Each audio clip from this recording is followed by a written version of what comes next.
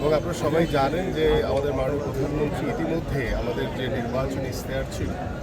যে আমরা 5 বছরের পর্যায়ে 25 কোটি গাছ লাগিয়ে আমরা আমাদের পরিবেশ রক্ষা এবং পরিবেশের যে ভারসাম্য রক্ষার জন্য যা যা করণীয় আছে সেটা আমাদের শুরু হয়েছে। পাশাপাশি আপনারা জানেন যে খাল খনন কর্মসূচির মাধ্যমে আমরা আমাদের পরিবেশ, আমাদের সৌন্দর্য, আমাদের প্রাকৃতিক যে সমস্যাগুলো রয়েছে সেগুলো কীভাবে আমরা সমাধান করতে পারি। সর্বোপরি বিশ্ব পরিবেশ দিবস উপলক্ষে আজকে আমরা যে বিষয়গুলো নিয়ে কাজ করছি, আমাদের মাননীয় প্রধানমন্ত্রী তিনি সুদূর প্রসারী চিন্তাভাবনা করে এই কাজগুলো আগে থেকে শুরু করে দিয়েছেন। সো আমরা আশা করি যে আমাদের যে জীববৈচিত্র্য বা আমাদের যে পারিপার্শ্বিক পরিবেশগত যে সমস্যাগুলো রয়েছে সেই সমস্যাগুলো ইনশাআল্লাহ আমরা আস্তে আস্তে পর্যায়ক্রমে আমাদের এই দেশের জলবায়ু, আমাদের আবহাওয়া, আমাদের